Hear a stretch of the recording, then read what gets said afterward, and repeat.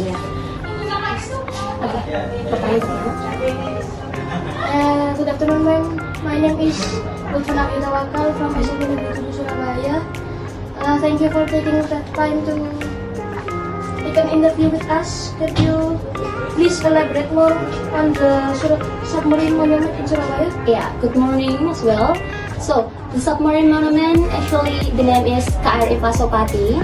Was this the original submarine in Indonesia? This purpose for make the Indonesian Navy to commemorate the Indonesian Navy. What is the purpose behind establishing this monument? So the purpose is for memory of the independence of Indonesia day after we independent, and then for the memory of the children or the citizen how to know the Indonesia fight after the independent, and then they get the independent after they got the very long time about the fight. What is the main attraction here in the submarine museum? The first submarine is the real submarine, like the original.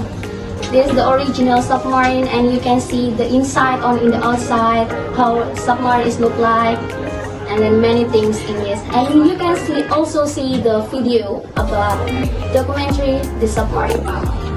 Are there any plans for future development or other programs?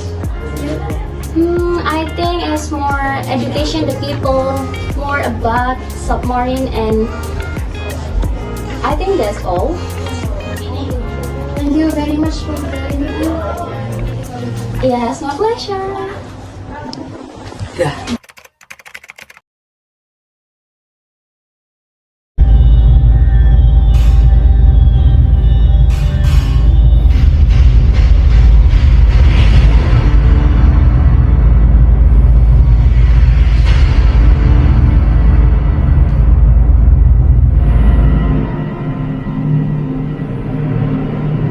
Keberadaan kapal selam dilihat dari medan tugas dan sifat pengabdiannya yang khas di bawah permukaan air dengan sendirinya memiliki ciri yang khas, baik teknologinya maupun dari kehidupan awaknya.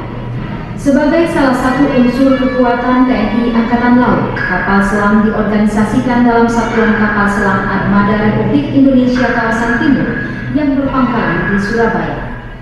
Moto Wira Anantara Wira yang berarti tabah sampai akhir menunjukkan bahwa penugasan di kapal selam senantiasa mengutamakan sifat profesionalisme, kebenaran, dan kesetiaan terhadap tugas. Diawaki oleh prajurit-prajurit TNI Angkatan Laut yang tangguh, kapal selam merupakan salah satu unsur sistem senjata armada terpadu yang disingkat SSAT. SSAT yang merupakan tulang punggung kekuatan TNI Angkatan Laut terdiri dari unsur kapal, yaitu kapal selam dan kapal permukaan, pesawat udara, marinir, dan pangkalan. Sejarah kapal selam di Indonesia lahir di tengah heroisme perang kemerdekaan dengan dibuatnya kapal selam pertama yang diilhami keinginan menerobos blokade laut Belanda. Tepatnya pada tahun 1947, D. Ginagan, seorang perwira Angkatan Laut Republik Indonesia yang berpangkat kapten, berhasil merancang dan membuat sebuah kapal selam yang berbobot 5 ton. Dengan diawaki sendiri oleh D. Ginagan, kapal selam ini diuji cobakan di Kalibayang, Yogyakarta. Keberhasilan uji coba ini membawa dampak positif bagi perjuangan bangsa Indonesia, terutama dalam menumbuhkan rasa cinta tanah air dan rela berkorban demi tegaknya kemerdekaan Republik Indonesia. Seiring dengan kemajuan teknologi, kemampuan kapal selam terus dikembangkan oleh beberapa negara-negara besar, antara lain Amerika Serikat, Uni Soviet, dan Jerman. Menurut kemampuan daya jelajahnya, kapal selam terbagi atas beberapa kriteria, yaitu ocean going, coastal going, dan midget submarine. Dari Uni Soviet, salah satu produksinya yang handal dari jenis ocean going yaitu kapal selam Vysky class. Dengan semakin kompleks tuntutan tugasnya, TNI Angkatan Laut pada tahun 1959 menambah sistem kesenjataannya dengan kapal selam. Tepatnya pada tanggal 12 September 1959, pemerintah Indonesia menerima 2 buah kapal selam Mystery Class dari pemerintah Uni Soviet, masing-masing diberi nama RI Cakra dan RI Nanggala. Hingga saat ini, tanggal 12 September diperingati sebagai hari lahirnya Korps Hiu Kencana, yaitu Korps Pengawal Kapal Selam. Kemudian pada bulan Januari sampai Desember 1962, berturut-turut 10 buah kapal selam tiba di Surabaya, yaitu RI Nagabanda, RI Chandrasa, RI Trisula, RI Nagarangsang, RI Wijayadanu, RI Hendrajala, RI Brahmasta, RI Pasopati, RI Cundamani, dan RI Alugoro.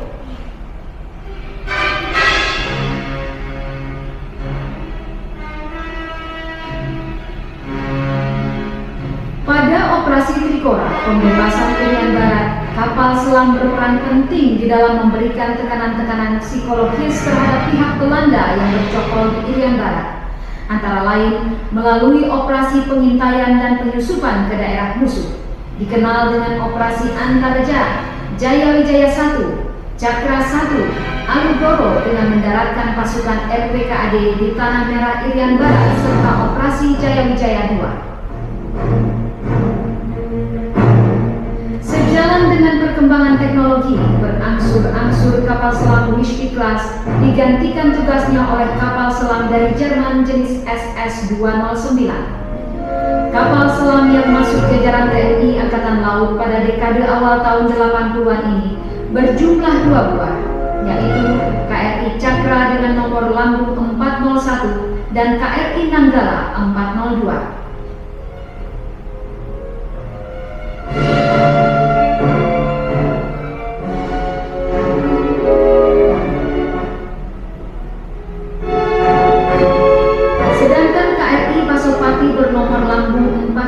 Mengakhiri masa dinasnya di TNI Angkatan Laut yang ditandai dengan penurunan ular-ular perangnya.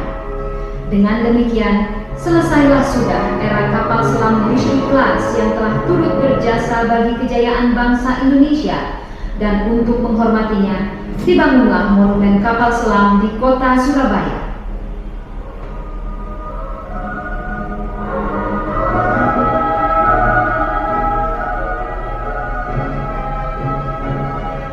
Keberadaan monumen kapal selam bukan hanya sekedar pelestarian bangunan kapal selam, tetapi lebih dari itu merupakan ungkapan rasa hormat atas jasa-jasa para pahlawan laut yang gugur dan tenggelam sebagai pahlawan-pahlawan tanpa batu nisan.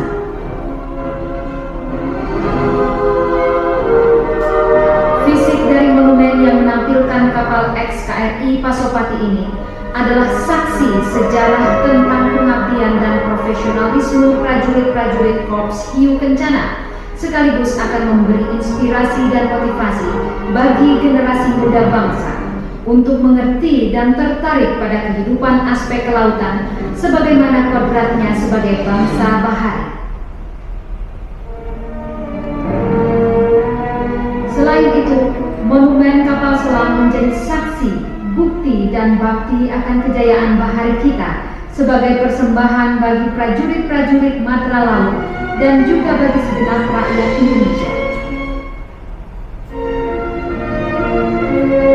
Dengan adanya monumen kapal selam ini, semakin lengkaplah kota Surabaya sebagai kota pahlawan, kota bahari, di mana TNI Angkatan Laut dibesarkan di sini, di jantung kota Surabaya. Di tepi Kalimas yang asli, KRI Pasopati tegak dengan megah, memantapkan moto prajurit kapal selam, tabah sampai akhir.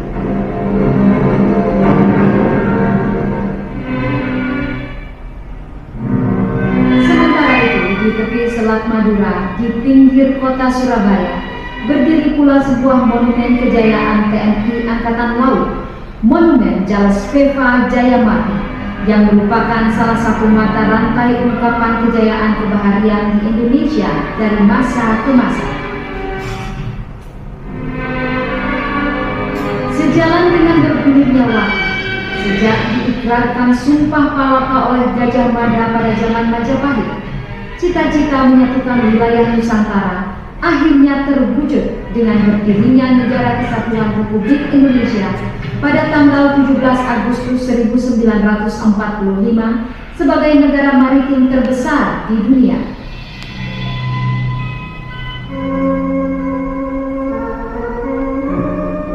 Sebagai negara maritim terbesar, wilayah Republik Indonesia meliputi 17.508 pulau, luas laut 5,8 juta kilometer persegi dengan panjang pantai 81.000 km. Maka sewajarnya lah jika Indonesia memiliki angkatan laut yang dapat diandalkan dan dibanggakan.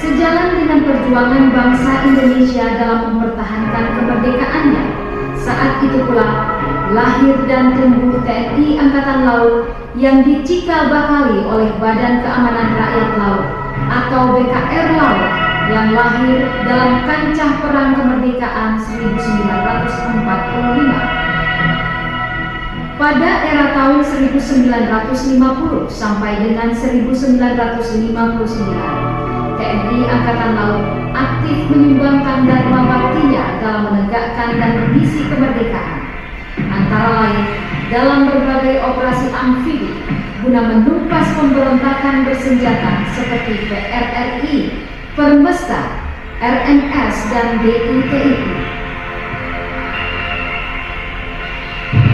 Memasuki tahun 1960 sampai dengan tahun 1968, TNI Angkatan Laut makin berkembang dengan dimilikinya sejumlah kapal perang jenis destroyer, frigat, peluncur roket, dan kapal selam. Bersama-sama dengan kekuatan ABRI lainnya, TNI Angkatan Laut melaksanakan berbagai operasi militer, termasuk operasi pembebasan Irian Barat dan penumpasan G-30S PKI. Sejak tahun 1979 hingga sekarang, TNI Angkatan Laut mengalami kemajuan pesat dengan dimilikinya peralatan berteknologi mutakhir yang diorientasikan pada terwujudnya postur TNI Angkatan Laut yang profesional, efektif, efisien, dan modern dengan sasaran kemampuan bidang intelijen, pertahanan, keamanan, sosial politik ABRI, teritorial, dan kemampuan dukungan.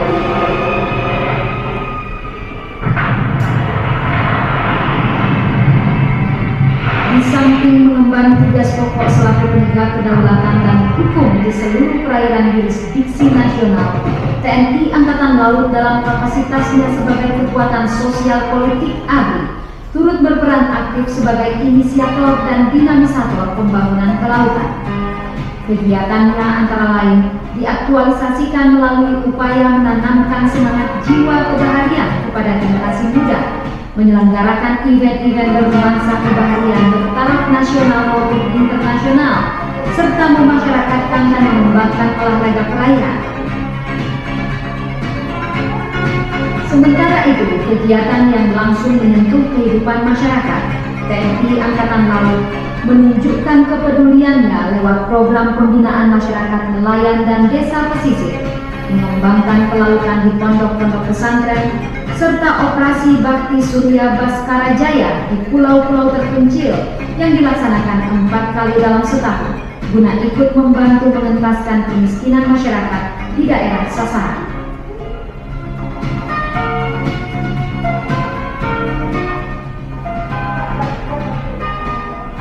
Di samping mengemban fungsi militer, TNI Angkatan Laut juga mengembangkan fungsi polisionil dan diplomasi.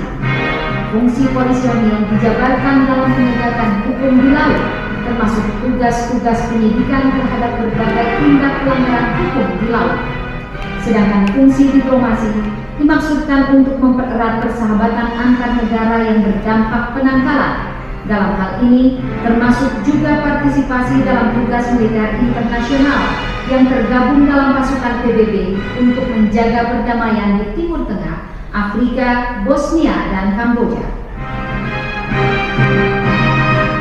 Guna mewujudkan kemampuan tempurnya, kekuatan TNI Angkatan Laut dikembangkan dalam sistem senjata armada terpadu disingkat SSAT.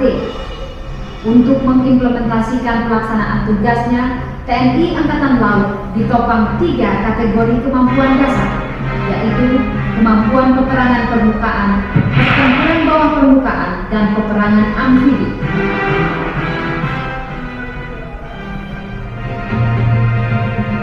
Untuk mencapai kemampuan optimal, naluri tempur prajurit senantiasa dipelihara dan ditingkatkan melalui berbagai latihan, termasuk latihan Armada Jaya, latihan gabungan ABRI, dan latihan bersama negara sahabat.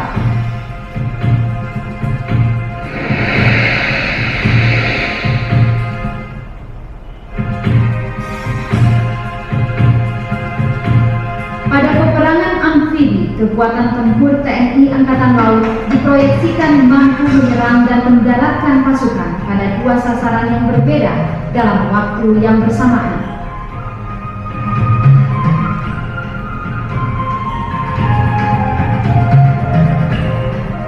Kekuatan tempur TNI Angkatan Laut sebagai Angkatan Tugas Operasi Amfibi merupakan suatu kekuatan tempur dari laut yang diproyeksikan ke darat dengan pengembangan kemampuan tempur 3 dimensi, yaitu peperangan udara, atas permukaan dan bawah permukaan.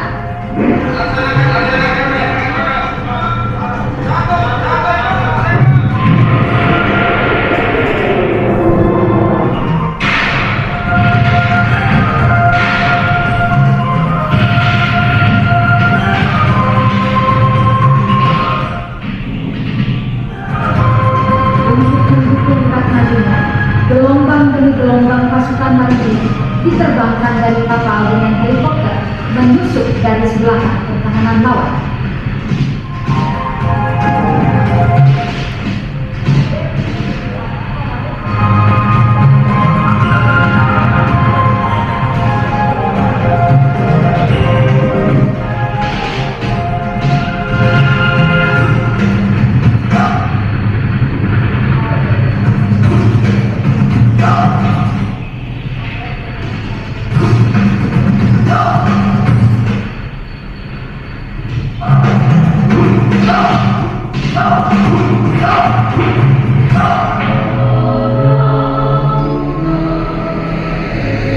Biru samudra Nusantaraku, gelegar ombak dan yakinkan langkahku.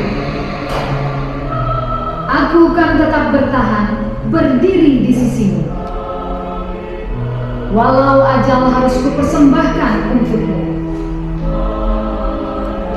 Untuk tetap pertahankan tiap tetes air samudraku.